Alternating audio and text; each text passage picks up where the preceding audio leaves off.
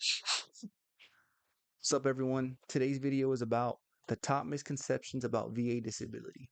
But before I get into the video, I want to say Happy Veterans Day.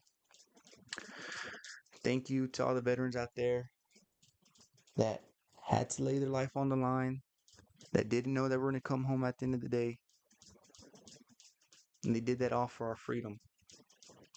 And it gives me a lot of pride and joy that I can help veterans and that I've helped veterans that didn't know they were going to come home, that had to risk their life. And the fact that I can help them increase their rating means so much because they deserve it so much. And for my military members that are serving right now, stay focused. Keep going hard. God's looking over you because you're sacrificing your time. You're sacrificing your life. You decided to leave home. And because of that, you deserve everything that comes after it. So don't forget, remember that you deserve, there's a lot of things that you deserve afterwards. There's a lot of benefits. There's a lot of compensation that you deserve for what you're doing right now.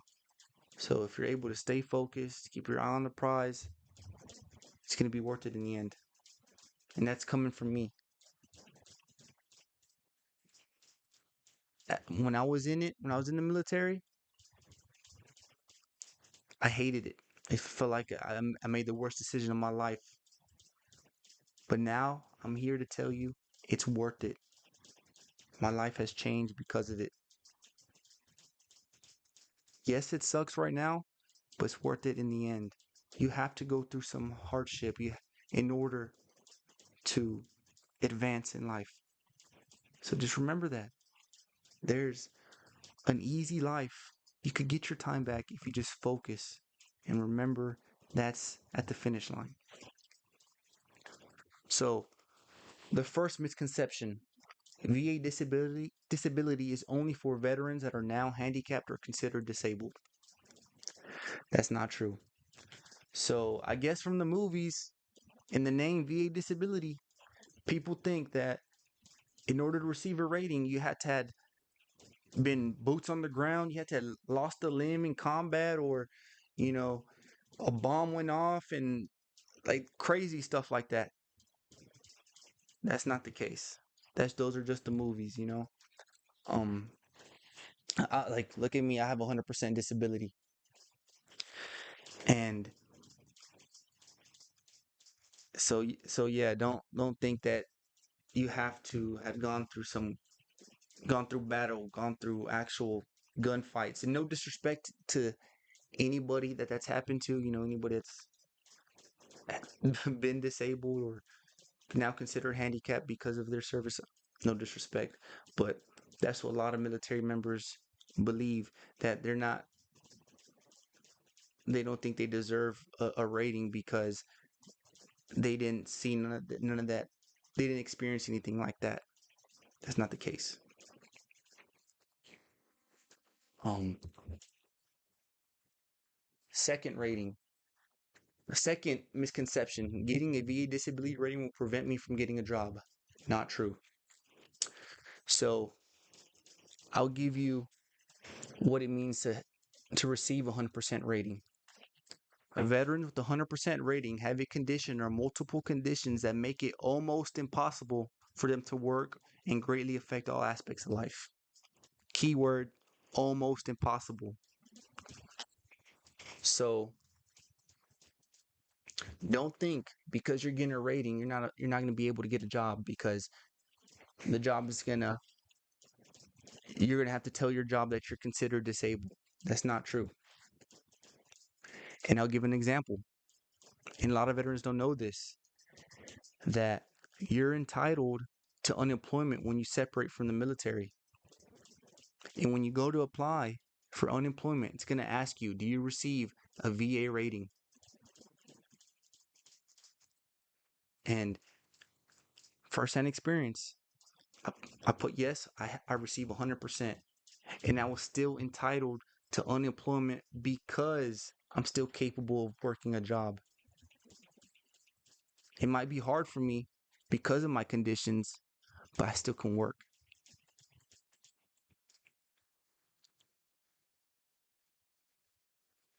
And I tell people all the time that because they're conditions that are personal, like your health conditions, that's personal information. You don't have to release that to anybody. So not only is it not because you get a rating that doesn't consider you a disabled person, that's personal information that you don't have to share with anybody. I'm just so happen to share all my experiences and share some of my claims and conditions so I could help out other veterans because they're misinformed or they lack the knowledge of.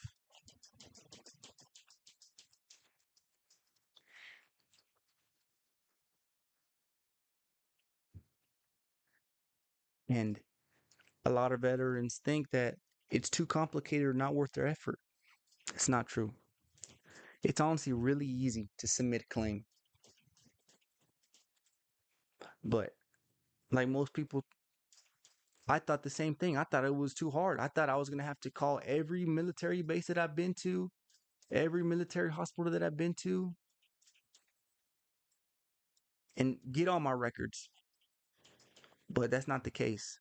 The VA will retrieve all of your military records in history. So don't think that you got to call every base and, talk to old supervisors and, try to get in contact with, you know, all the places that you've been, all the places you've been stationed to. No. The only records you got to upload into your VA claim is private records, records that are off base.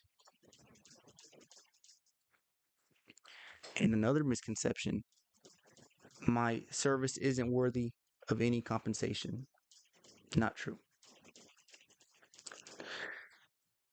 So, for example, a mental health claim for PTSD. It's something that you find traumatic. If you can explain how that incident that happened to you during the military is the reason why you have PTSD or the reason why that incident or that thing that happened on the job is traumatic to you, and you could prove that by this is the criteria that the military or that the VA uses to give you rating. If you could prove that that your PTSD stemmed from something that happened to you in the service and that it now negatively affects your occupation, your ability to work a job and hold a job, and it and if that and if it negatively affects your ability to maintain a healthy relationship with your family and friends and coworkers, and if it negatively affects your day-to-day life, your daily routines, you have a chance. And I'll give another example. Every year you have to take a PT test. And in order to be in shape for your PT test, you got to work out. You got to hit the gym. And for me, for example, the only way I could do cardio and prepare for my run is by playing basketball. And basketball is bad on the knees. It's bad on the ankles. It's bad on your joints. But that's the only way that I could do cardio and stay in shape for my PT test. And people get hurt working out all the time. So don't think that you know that you didn't have your job description wasn't you didn't deploy or your job wasn't really taxing on the body that you're not entitled to anything. It's all based on how you can link those claims to your service, to your daily duties. And that's why I'm here. If you come to me and give me all your info and we'll have a one-on-one based on your experiences in the military, we could come up with something. We could build you a case that has a chance for a rating. And like I said, there's some job descriptions, like the job that I had as a crew chief, as an aircraft maintainer, you know, just based off that, and anybody that knows what it's like to be a crew chief or aircraft maintainer, it's tough on the body. It takes a toll on the body. And the VA knows that as well. So it I had a good chance at getting a high rating just based off my job description from the get-go. But if you didn't have a job like that, or if you didn't deploy, and it's another tip, if you could link a claim, if you can link one of your conditions to a deployment, your chances increase because the VA understands that a deployment is more serious. There's more pressure, and it's real life because you're getting that hazard duty pay and all the extra pay. Yeah, the chances are going to increase for a better rating.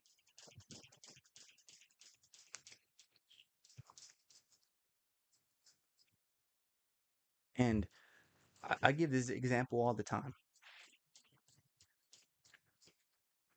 Your military service is no different than a college student. A college student is going to have to sacrifice 4 or 5 years of their life studying, going to school, working hard, not making any money, not making much money, so they could get a degree and get a better paying job. And the military is no different. You're sacrificing your life, you're sacrificing your time for your country, and that's not for nothing.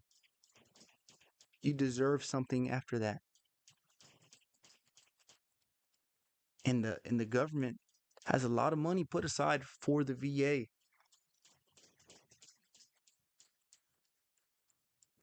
So just based off that, just based on, you know, the fact that you did your time, you served your country, you're entitled to something. You deserve it. Who knows what could have had happen to you while you're in?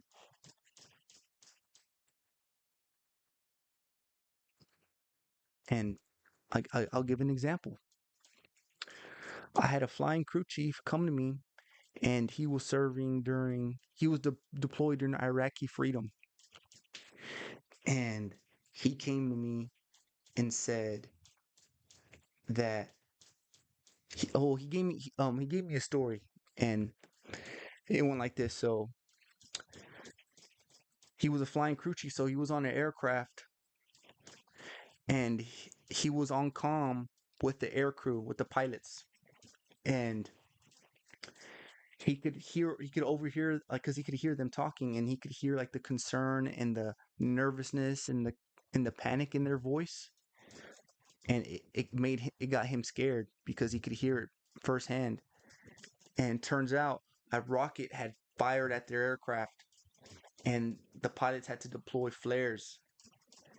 And he was talking about how he didn't deserve he didn't deserve a VA rating because he wasn't boots on the ground. But after hearing that story, I told him, man, that's just me listening to you explain the story. You know, that's I could see how that could be traumatic to anybody. How that could be traumatic to you, and you deserve something for that. And I asked him, "Were you on active duty orders?" And he's like, and I ask everybody this: have you been on active duty orders? Do you have not necessarily a war story, but do you have an is there something traumatic from one of your deployments that you could recall and that you could explain? And if you could do that, you have a chance at getting something. So don't think your service isn't worthy of anything.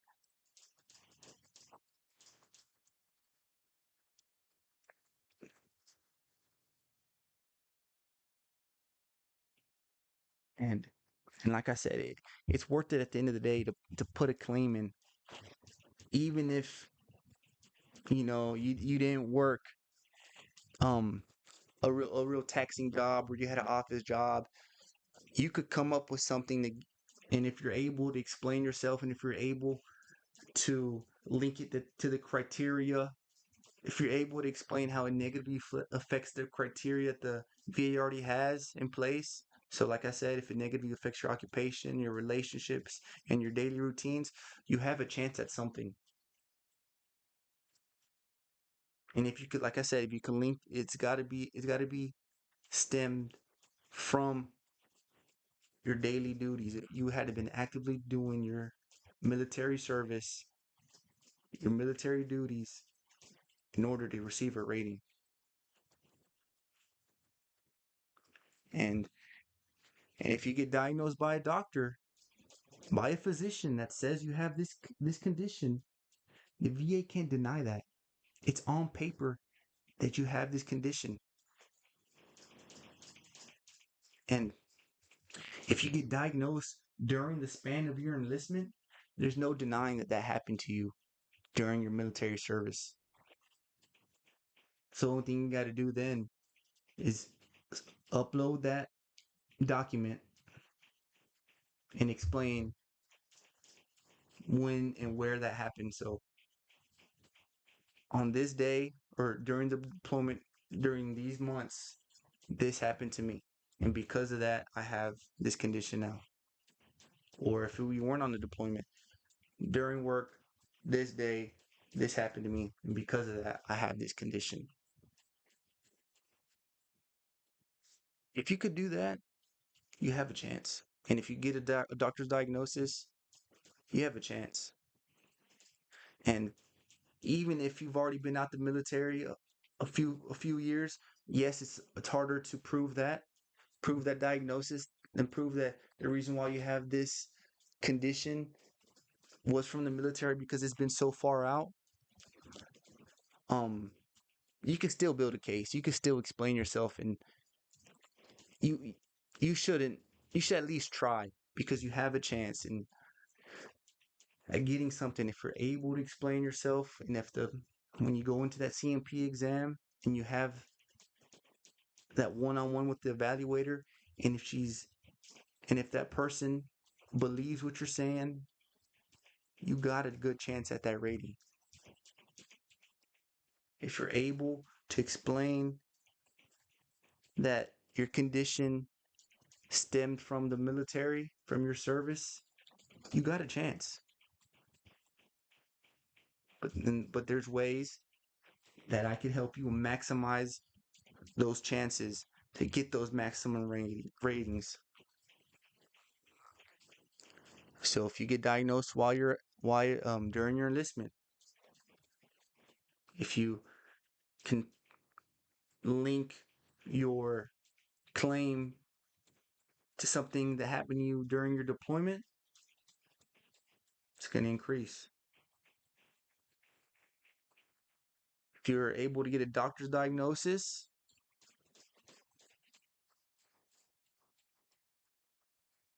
you got a chance. And if you come to me and we're going to have that one-on-one, I'm going to ask you all the questions that I need to know just based on your experience and based on your duties and based on all your military history. I could give you a rough estimate easily. So that's why I'm here. Send me a message. Get in contact with me. I could help you build a case. Don't. It's dumb of you if you don't submit something, and especially if you're already out the military. Submit something. You never know how much money you'd get. Free money. You're going to get back paid for the months that it takes to get your rating back. And if you get rated those high ratings, it's a big check in your account. And I remember when I got my check, oh, I'm gonna drop to my knees, start crying. It changed my life. And all the everything that comes with being considered 100%. Once you get that 100% rating, a lot comes after that. A lot of other benefits that you're entitled to once you're given that 100% rating. So submit something. And then if a lot of people don't know this, but anything that you're diagnosed with a year after your separation holds the same weight as if you were still in the military, if you were still enlisted. So don't think that because you've already been out a year, it's not too late. You could still get diagnosed and build a solid case because the VA still holds that diagnosis to the same standards as if you were still considered active.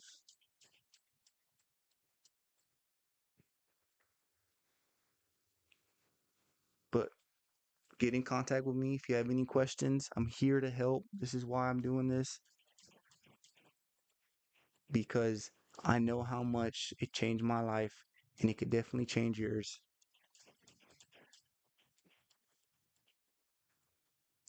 So get with me. Thank you for watching.